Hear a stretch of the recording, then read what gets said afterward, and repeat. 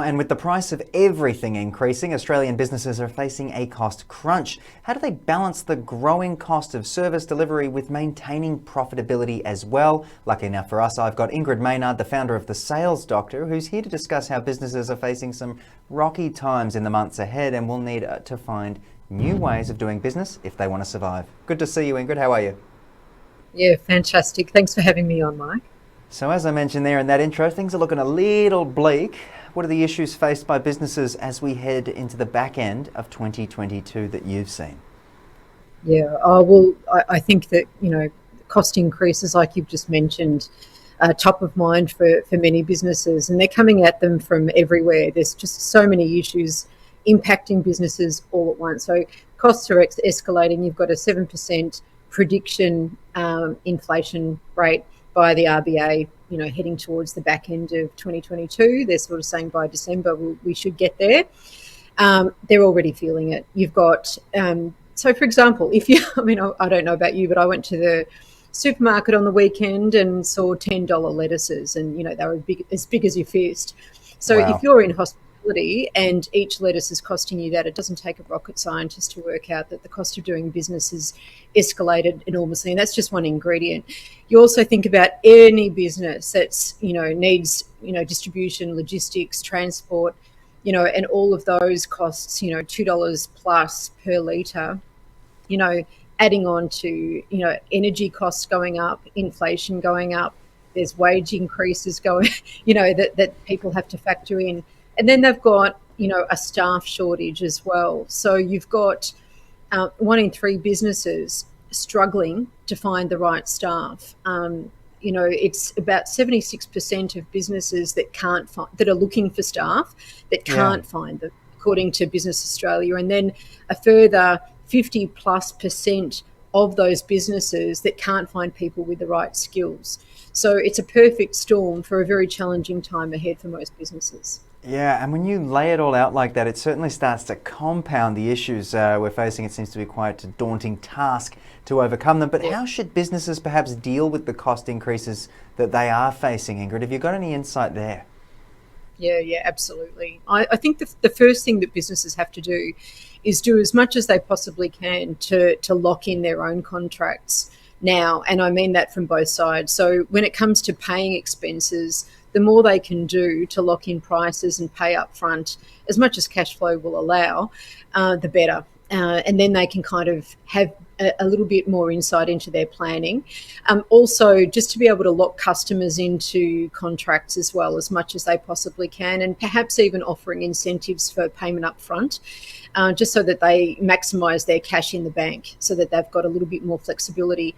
The other thing that I think businesses have an opportunity, and look, with crisis comes opportunity, right? So for a lot of businesses, I think it's important for them to realign the way that they do business with the market. So, for example, instead of having all of those, if you're a business and you've got salespeople out on the road, you might want to reduce the amount of people that are on the road, make those people elite or for your AA and A customers, and have the rest phone-based account people, so that there's a little bit more alignment with generating revenue and Mm. also what your overheads are going to be. Yeah, just when we thought the pivoting was done with, people are now having to find new ways to keep on keeping on. But some industries are locked in contracts. How do you deal with the need for renegotiation when it comes to some somewhat spaghetti-looking kind of deals going on? Oh, it's very, very hard.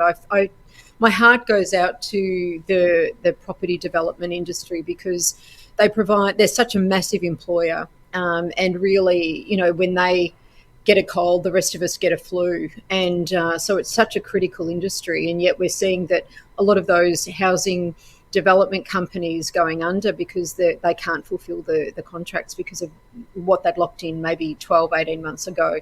So if you're not in housing or property development and you're facing locking contracts, then just approaching people to see how you might be able to renegotiate. Now, that might not be the amount, but if you can renegotiate the payment terms and the period, that might be over. That's one thing. And also what else you can do, how you can work together. I think coming at any kind of negotiation from the perspective of partnership and how we can work together, I think most businesses these days understand that we're all in for very challenging times ahead, and the more we can support one another, the better off we're all going to be. Yeah, so for those with sales teams, how should businesses be skilling their sales, their teams, I should say, at a time when costs are on the rise, as we've mentioned? Yeah, it's interesting. I mean, I've lived through, because I'm old, I've lived through quite a couple of recessions now. The recession that we had to have, and of course the 2006-7 downturn. And what happened last time was a lot of businesses, stopped spending money and investing in their sales team. And I think that that's something that businesses can no longer afford to do. Coming off the back of Yeah. lockdown and the pandemic, they really need sales teams to be performing at a very high level going forward. So expecting them to go into these challenging times with the same skill set that they had, say, 2 years ago even, is almost like saying, well, let's go to war and let's arm you with a stick. So investing in people and also growing your own, so that you're upskilling people, improving your employee value proposition, and also making sure that you're attracting and retaining great quality people so that your revenue is not going to be affected. Yeah, and you can sort of stick around a bit longer and look ahead, I suppose, to hopefully some more positive times. Ingrid, thank you so much for joining us on the program. As always, we love chatting about your insights in the business world, and it'll be certainly interesting to see what happens next. So thanks again. Thank you, Mike.